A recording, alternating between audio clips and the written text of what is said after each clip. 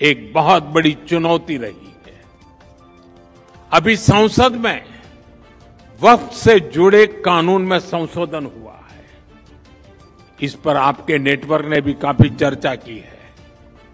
ये जो वक्फ से जुड़ी डिबेट है, इसके मूल में तुष्टीकरण की राजनीति है, पॉलिटिक्स ऑफ अपीजमेंट है।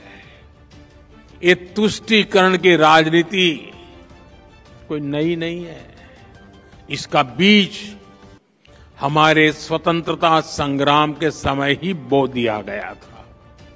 अब सोचिए, भारत से पहले, भारत के साथ साथ और हमारे बाद दुनिया में कई देश आजाद हुए, लेकिन कितने देश ऐसे हैं जिनकी आजादी की शर्त विभाजन थी?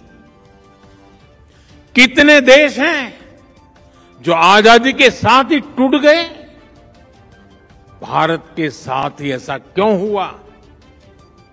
क्योंकि उस समय राष्ट्र के हित से ऊपर सत्ता का मोह रख दिया गया।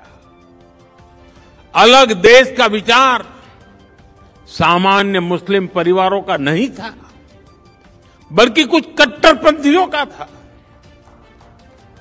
जिसको कांग्रेस के कुछ नेताओं ने खाद पानी दिया ताकि वे सत्ता के अकेले दावेदार बन सके। साथियों, तुष्टीकरण की इस राजनीति में कांग्रेस को सत्ता मिली, कुछ कट्टरपंथी नेताओं को ताकत और दौलत मिली, लेकिन सवाल ये है, आम मुसलमान को क्या मिला? गरीब पसबंदा मुसलमान को क्या मिला? उसे मिली उपेक्षा, उसे मिली अशिक्षा, उसे मिली बेरोजगारी। और मुस्लिम महिलाओं को क्या मिला?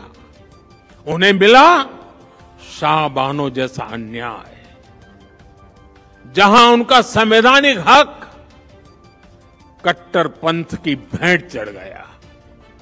उन्हें मिला चुप रहने का आदेश, सवाल न पूछने का दबाव, और कट्टरपंथियों को मिल गया खुला लाइसेंस महिलाओं के अधिकारों को कुचलने का। साथियों, तुष्टीकरण यानी पॉलिटिक्स ऑफ अपीजमेंट भारत की सोशल जस्टिस की मूल अवधारणा के पूरी तरह खिलाफ है। लेकिन कांग्रेस ने इसे वोट बैंक की राजनीति का हथियार बना दिया। 2013 में वक्फ कानून में किया गया संशोधन मुस्लिम कट्टरपंथियों और भू माफियाओं को खुश करने का प्रयास था।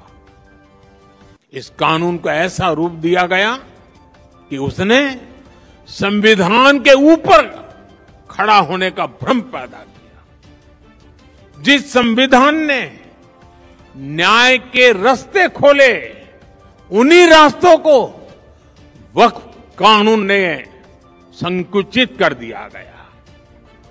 और इसके दुष्परिणाम क्या हुए?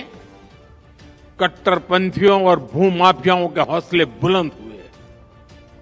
केरल में ईसाई समाज के ग्रामीणों की जमीन पर वक्फ के दावे, हरियाणा में गुरुद्वारों की जमीन विवादों में, कर्नाटका में किसानों की जमीन पर दावा, कई राज्यों में गांव के गांव हजारों हेक्टेयर जमीन अब एनओसी और कानूनी उलझनों में फंसी पड़ी है। मंदिर हो, चर्च हो, गुरुद्वारे हो, खेत हो, सरकारी जमीनें हो, किसी को भी अब भरोसा नहीं रह गया था कि उनकी जमीन उनकी ही रहेगी।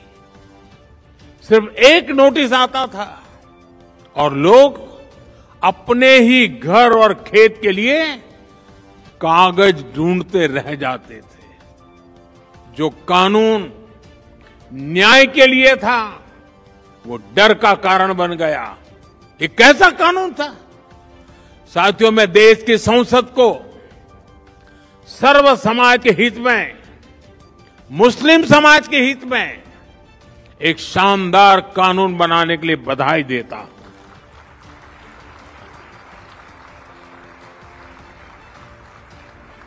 अब वक्फ की पवित्र भावना की भी रक्षा होगी और गरीब, पसमानदा मुसलमान, महिला, बच्चे सबके हक भी महफूज रहेंगे। वक्फ बिल पर हुई बहस हमारे संसदीय इतिहास की दूसरी सबसे लंबी डिबेट थी। 75 साल में दूसरी सबसे लंबी डिबेट। इस बिल को लेकर दोनों सदनों को मिलाकर 16 घंटे चर्चा हुई। जेपीसी की 38 बैठकें हुई, 128 घंटे चर्चा हुई। देश भर से लगभग 1 करोड़ ऑनलाइन सुझाव आए।